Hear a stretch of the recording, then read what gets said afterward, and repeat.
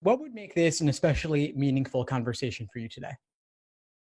If I could just go over a few things that I'm struggling with, um, that would be cool. I think this is meaningful already that I'm talking to like the GOAT right now. I So cool. appreciate that. I have a lot of fun doing this. I can tell you're very thorough. Thank you. All right. So out of the questions you sent me, what would be most impactful for you to talk about right now? Well, the time sections, so I was doing really well with just doing the regular sections, individually, and then actually trying to do time sections. I made it through two sections and that was it. So I'm like, yeah, it's cool to, do one section, but taking 30 minutes to do one section and then there's like two or three inside, that's not helpful at all. Oh, so you mean like doing all four games or all four passages? Yeah. Right. Okay. So do you think that was it games or reading comp, you think you have the most timing issues? Games. I haven't gotten to the reading comp yet. Okay. So just the games. Okay. So what are some of the strategies that you're using for games to help you solve them efficiently? So I've been doing the deductions and the inferences, but it's easier to do them when I'm not in a time situation because when I'm timed, it's like instant anxiety. So then all of the stuff that I've learned, it's like goes out the window so I don't know if that's just the testing portion of it that I have to just keep practicing or what. But yeah, I try to do the deductions and the inferences, but didn't go too well. So you find that when you're doing things untimed, you're able to work pretty efficiently and you're able to solve everything. It's just when you introduce the timing specifically. Yes. Okay. That does sound to me more like a nerves thing. It does. And that's understandable. I mean, the LSAT as a whole is obviously an important exam. So one thing to keep in mind is that while the LSAT as a whole is incredibly important, no one particular question or even one particular game or passage will make or break you. So that's just something to keep in mind. Yeah. You always have chances to retake, especially with the LSAT being offered more frequently than ever before. And I think what is causing me a little bit more anxiety is that I want to enroll or at least apply for the next, 2020. So, and I know that the admission starts, from now up until like February or March. And the next test, I'm in the November test. So the next test isn't till about, I think, January or so. And so I'm like, I don't know if maybe I'm just putting a lot of pressure on November because I kind of want that score and, but I know that I need to score high because my undergrad GPA is not that great. So. Okay. Well, know that you do have January available to you. And I know it sounds like, well, not until January, but it used to be the LSAT was only 4 times a year. Now it's nearly every month. And so late November to mid-January isn't actually that much time. It's less than 2 months. Okay, and you could still take it in January and apply this cycle and be okay. Okay. See, that I wasn't sure about that. And so that's what kind of had me like, I have to do well in November. Like I have to. Mm-hmm. Yeah. Okay. So that's one thing to keep in mind. And just know that applying in January would still be perfectly fine for this cycle. And I would suggest registering for the January test, just so you have that peace of mind that you have that backup available if you need it. Right. So, and I was just like, I'm really new to all of this because coming to law school was like a decision I made at the end of July. Mm-hmm. So, but my question is for like more of the top schools, like the top 14 schools and things like that, mostly Chicago, because that's one of my like my dream schools, if you will. I know that I read somewhere, I don't know if this is accurate or not, that it's better to apply earlier than it is to try to apply later, like towards the end of the cycle. Or does that really matter? In general, applying earlier is better if you can. Right. But even 1 or 2 points more on the LSAT would make it worth applying later. So I will say that I was struggling. Like before I got your course, I was doing Khan Academy, which was helpful in terms of the basics, just introducing me to it. When I got into your course, my mind was blown because all of the information that I didn't know, I oh my gosh, it was so helpful. And I struggled a lot with grouping setups, but I've gotten a lot better with them. It's just, again, the timing thing. Like, is there something, I saw that you had the Sudoku games that I guess could help with making deductions and inferences. Do you think that that's something that I should invest in as well to improve? I think with a timeline like yours, I wouldn't recommend anything like Sudoku. That's better if you have like years before your LSAT. But Okay. given that you're taking the LSAT in November and potentially January, I would stick with actual official LSAT games. Okay.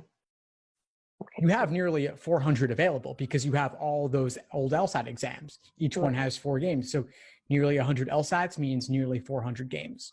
So plenty of material. Now, I know that you've started digging into the course, some of the games content specifically. What are some of the biggest takeaways you've gotten so far from the course?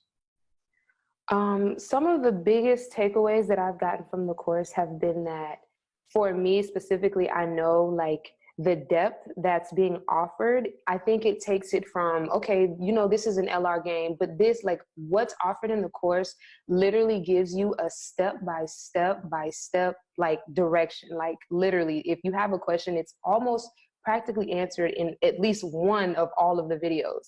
And like everything is so perfectly organized that it just kind of flows. Like, I literally spend at least 4 to 5 hours a day in your course doing problems. For every problem I do, I go back and I watch your video. Like, you have a video for every question. That's so awesome. Like, so anytime I have a question, I'm able to go back. And that's kind of been the most helpful thing for me, is really just having the step-by-step direction to know what I'm supposed to be doing and what my deductions are supposed to look like. And I think that's really been helpful, like the most helpful. Fantastic. And I'm really glad to hear that it's been what you've needed. Yeah, that's what I try to do. I try to be Absolutely. comprehensive and cover every possible question a student could have. So I'm glad it's helping you. Now I want to circle back a little bit to the question of games and how to help you get more efficient with your approach. So you'll notice one of the things I do in my explanations is I will often make use of previous work, previous hypothetical scenarios. That's one of the biggest things I do to speed up on games, because you've got the orientation question. Your correct answer to that question is an example of a valid scenario. And actually, all the answer choices that LSAT gives you for that question are LSAT's articulation of what one potential diagramming style could be. So if you're at a loss for how to diagram the setup, look at those choices. They're giving you how they think about it. And then Right. with your correct answer, that's already one valid scenario. Then if you draw more local hypothetical scenarios for those if questions throughout the game, those are giving you more valid scenarios as well. So by the time you get to the end of the game, you might have at least 3 to 5 valid scenarios that could help you knock out those global, general, must be true questions. Right. And to go back to what you asked, what was the most helpful? I don't know how I forgot about this, but the limited possibilities, that is a game changer. Like, literally, that is a game changer, because when doing deductions, you don't think about it like that. You just see all of these options. So you choose all of the options when really you should focus on the one that's the most restricted, if you will, and create those possibilities from that. That's really been very helpful too. Oh, Um, that's huge. Yeah, go ahead, please. and sorry, I when I was doing one of the tests, my question, I know that we shouldn't skip anything. We should definitely go back. But for instance, it was game test 62, game 1 or 2, but the question, it was a really difficult one. So in that scenario, would it be better for me to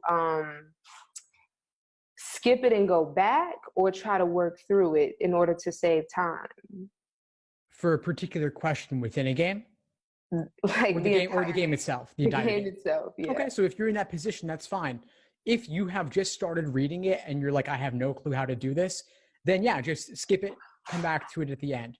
Everything is worth the same, so there's no sense in getting bogged down by a question that's especially difficult for you. I would always say skip things, come back when you need to. Okay. As far as for reviewing, like, for instance, like there are questions where I miss like maybe 1 or 2, like entire like groups of, like, in the grouping, there's 10 problems and I'll average like missing one of in that group. Should I go back and redo those sections, or should I just move on into something more difficult? Or what would be the better I guess, way to go about that? It's worth reviewing and redoing anything that you're not sure about or anything you can't answer. And so you might put that game away for a week, come back to it, and do it again. And then if you still don't know it, look up the explanations and see how others have gone about it. Okay. And the last question that I had that I sent over to you was, I like when I'm reading it and I can see, okay, well, there's 6 here, then there's 6 spaces, so this must be some sort of like ordering game, or they're requiring an order. If I don't necessarily know the specific titles for things, is that important? Like, should I focus on knowing, okay, this is a grouping in and out, or this is grouping selection, or what are your thoughts? Titles don't matter. What's important is that you can relate a game that you're doing back to something you've done in the past. Ideally, one of the reasons I have you do games by type is so that you can see the patterns, because when you're doing them simply in one section of a published exam, they're scattered around. It's randomized. Right. But we've got to put a system in place so that you can understand the underlying skills and diagramming techniques for each game type. But the actual names of things are arbitrary. I wouldn't worry about those. Okay. Well, I guess as of now, that was really my questions. But I would like to say something too, if this does go up, for anyone that is wondering about if they should take the course and you were like me, you were on the fence, I can tell you from experience that I'm 2.5 weeks in, it is worth it. It is worth it. And the resources are there. This is something that's worth doing, and it's investment that I'm so happy that I made. So if you're thinking about it, take that leap. It's worth it. I really appreciate that, Sakisha. Thank you so much for your kind words about the course. I appreciate it. What would you say is the biggest insight you got from our call today? Well, that I don't have to focus so much on the test being in November, that I can still do January and still be okay. And that, getting that extra point means way more than just applying early with a score that still would have me on the line. Awesome. Great. I'm really glad to hear it. And I'm really glad that we connected and have you in the course. Thank you so much again, Steve. Thanks for tuning into the show. Please subscribe if you haven't done so already to be notified of new episodes as I release them. And feel free to reach out if you need anything at all as you move forward with your prep.